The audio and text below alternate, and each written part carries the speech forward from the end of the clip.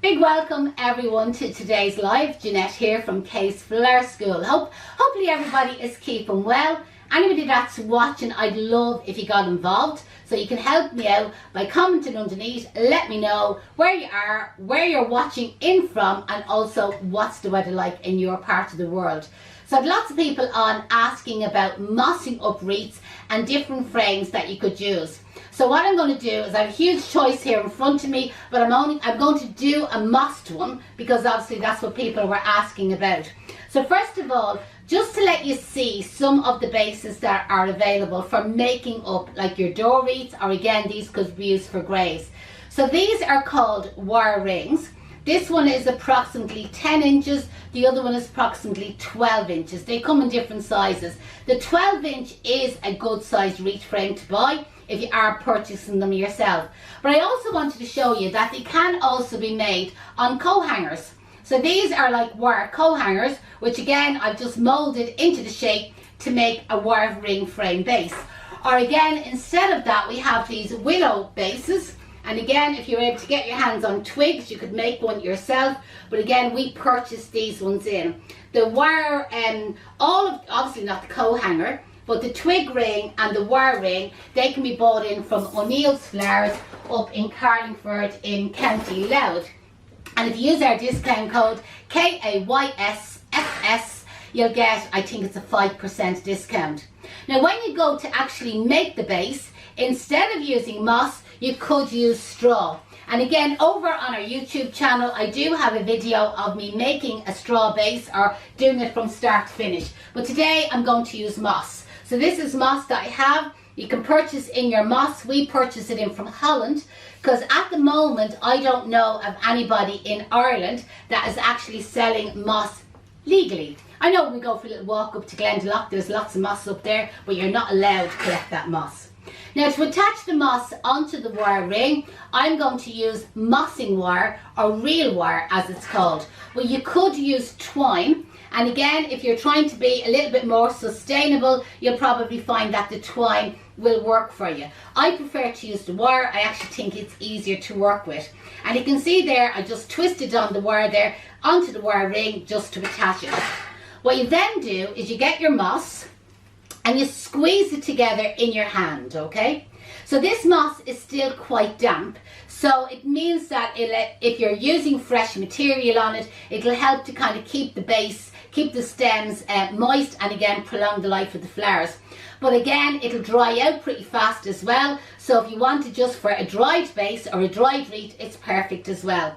So squeeze it in, place the moss down onto the frame, and the idea is that the wire goes around, pull it tight, wrap it around again, pull it tight, wrap it around again, pull it tight. You're leaving about 2 centimeters gap in between each circle of wire. What you then do is get another bundle of moss, squeeze it together. I often say it's kind of like a sausage shape, like a fat sausage shape. Overlap slightly where you finished, and then get your real wire and do that same technique. Wrap it around, pull, wrap it around, pull. And you wouldn't want to be doing this on carpet because you can see it's quite messy, it's quite dirty. So again, grab a bundle of moss, wrap it in together there like a sausage shape, place it onto the base, and around you go with the wire. And again, you can always add in little bits. If bits kind of like fall off, you can just add it in there and again wrap the wire around it. Now when I'm wrapping the wire on, you'll notice that I always keep the wire towards my tummy. Where I see people demonstrating this and they're over that side and they're wrapping into themselves. That's really, really awkward and you're working against yourself. So it is much easier to keep the moss at your belly, keep the wire ring at your belly, keep the roll of real wire at your belly, and again wind into the centre, lift up and pull.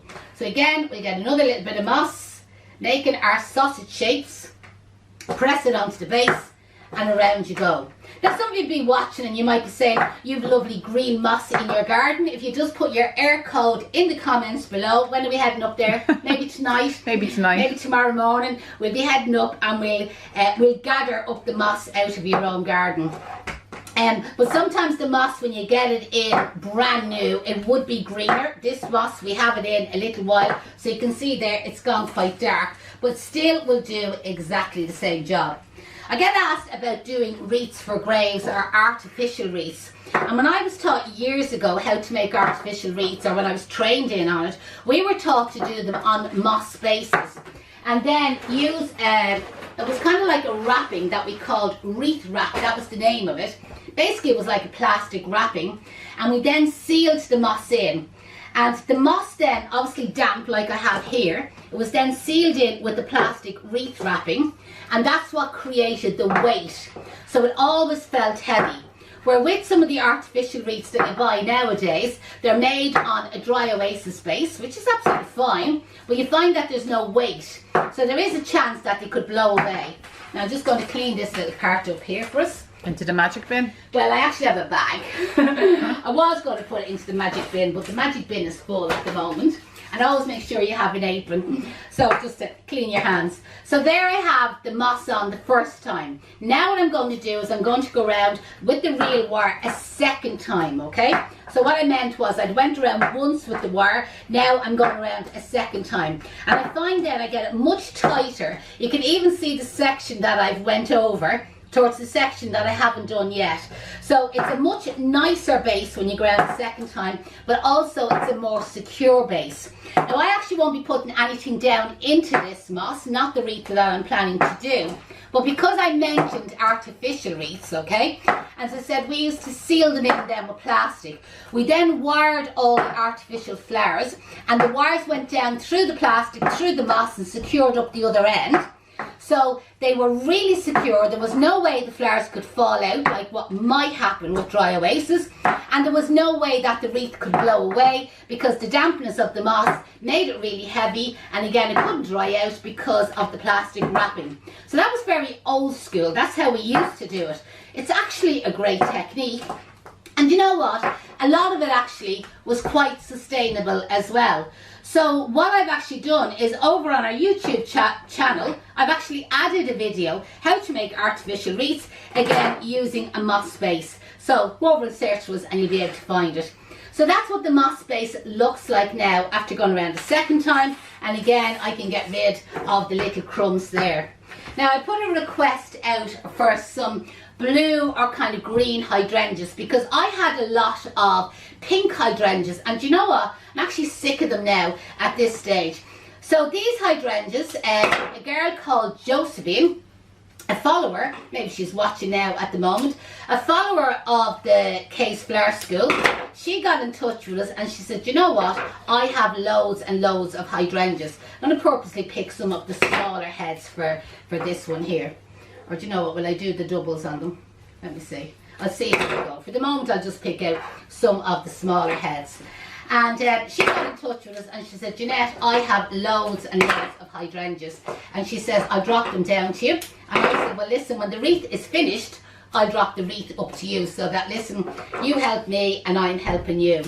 So with the hydrangeas, cut the ends and stick them in water. So this time of the year, what you will find, you know, I'm going to go for the big ones as well. This time of the year, you will find is that they're all hardy on the tree. You know what I mean? They're nice and hardy and they'll dry out really well.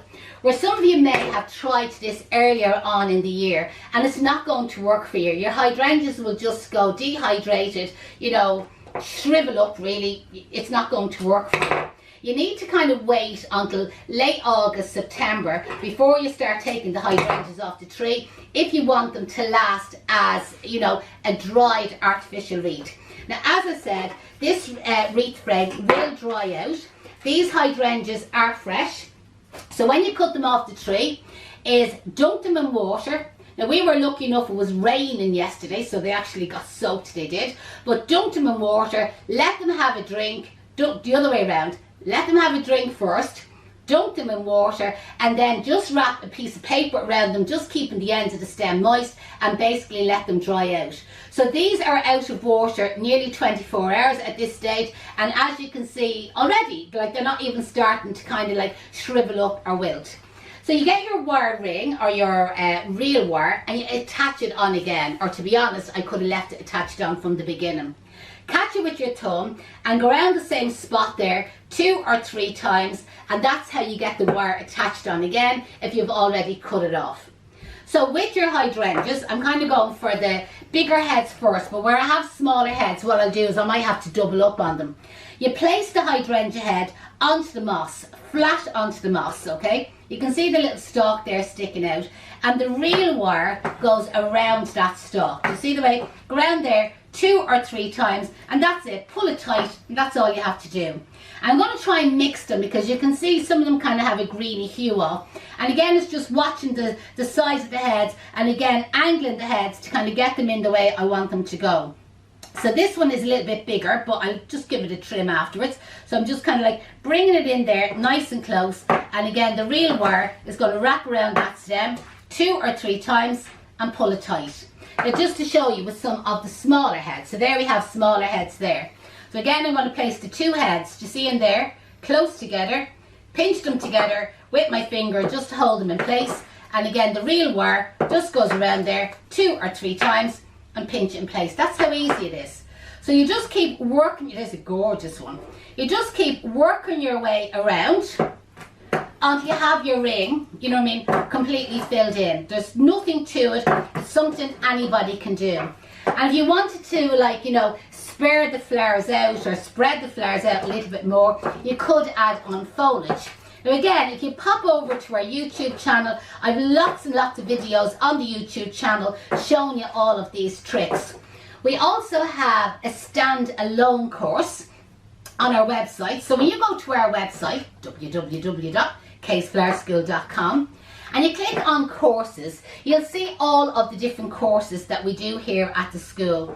And I suppose the professional courses are the ones we're always talking about, and the Christmas course, you always hear us talking about the Christmas course. But also we have what's called stand-alone courses, and this is where you can just purchase a course, you know, that way, for a particular thing that you want to learn how to do.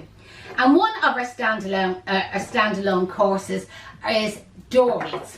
And all types of door wreaths, spring, summer, autumn, winter. So there's a huge selection of door wreaths over on our standalone course, you know, for anyone that wants to purchase that. We probably have a bit of a cheeky discount code for it, Deirdre, do you? Wreath 100 will give them €100 off it. There you go, girls. Wreath 100 will give you €100 off the price of that for anyone that wants to learn lots and lots of other different types of door wreaths. Isn't the colour there amazing? So you can see the way by mixing the greens and the blues ever so often, do you know that way? Just again, just seeing what side of this is kind of sitting better, and then just wrapping the wire around. Absolutely gorgeous. And then where I have smaller ones, you know that way, I bring kind of like the 2 smaller ones in there together just to get the size, and again wrap the wire around. Like, you'll have absolutely no problem in making these. I remember a few years ago, do you remember, Deirdre, we were over in, I think it was Hook Flowers in Holland, the flower suppliers, and we seen these and they were selling them, and I said, oh my God. And there was Irish florists, nothing against them buying them, there was Irish florists like buying them, and I said, God, like, they're so easy to make, you know that way. Why would you be buying them wholesale to then try and sell retail when they're so easy to make? I suppose if they didn't do the courses with Case Flower School, they wouldn't have a clue how to make it. Now, talking about Christmas, our Christmas online program will be starting very soon. And this course is suitable for both beginners, beginners, intermediate and advanced. There's something for everybody. So with the Christmas program, it starts on the 1st of November and it's a 4-week online program. And we normally try and keep it to about 25, 30 different designs. I think this year we're up to about 40 at the moment, okay? And there could even be more when you get to it. So with the designs, we give you a breakdown of exactly what we're using in each design. So what we call the recipe, the stem count, the list of ingredients. We demonstrate it step by step in real live time, exactly how we make it. But because all our tutorials are pre-recorded, you're able to watch them at your own pace. But also you can see, if it took me a half an hour to make it, chances are it's probably going to take you a half an hour to make it. And then we will go through, like, supplying you with a photograph that you have it as a sample. And again, explaining to you how you can market and sell yourself at Christmas.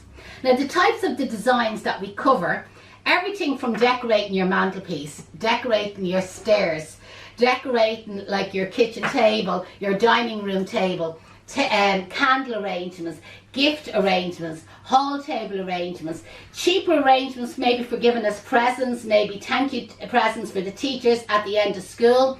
Again, all types of Christmas door wreaths. Like you'll be blown over by the amount of Christmas door wreaths. Again, Christmas grave wreaths, remembrance wreaths for going on graves. Like absolutely loads. And every year it's different. So we always get returning students coming to do. Just to show you, by the way, when it comes to the last flower, is you're kind of like sliding the stem in there, do you see, and kind of like hiding it. Janette, somebody wants to know, could you just use it as a table centre that it looks beautiful? The only thing is the moss would be, you know, I mean, it'd be very dirty on the table, but you could place it on a container. But if you planned to use it as a table arrangement, I probably would make it into an oasis base would be one suggestion, or onto a straw base or a twig base, which I think would be nicer to have on your table.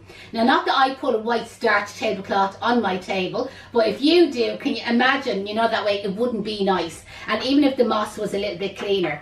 Now, just to explain there, when I've kind of like slide the twig of the last hydrangea in underneath it, I need to catch it, but I need to watch when I'm bringing the wire down that I'm not actually bashing all the flowers. So it's often what I describe as kind of like wiggle and wangle the wire, do you know that way? In between your hydrangeas there, so that you're not flattening them, but yet you're actually catching that last flower. Just going to hold it up there just to kind of see. Yeah, really happy with that there.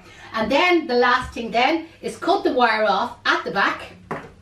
The little piece of wire that's left over, then you can actually stick that down into your moss. So there is your hydrangea door wreath, which would be absolutely perfect to stick on a grave as a remembrance wreath. You can always get some organza ribbon and you can make a little hook on it for hanging on your door. Have all that done in our wreath making classes. You can also make a bow. You can add a bow if you like a bow, or again a little bit of twine just hooked around the moss at the back, and again just hang it on your door knocker or on your doorknob. There is a very simple door wreath. If anybody has any questions or wants to book onto the Christmas online program, drop me an email, because there is funding discount of over €100. I think it's €105. So again, drop me an email, info@caseflowerschool.com.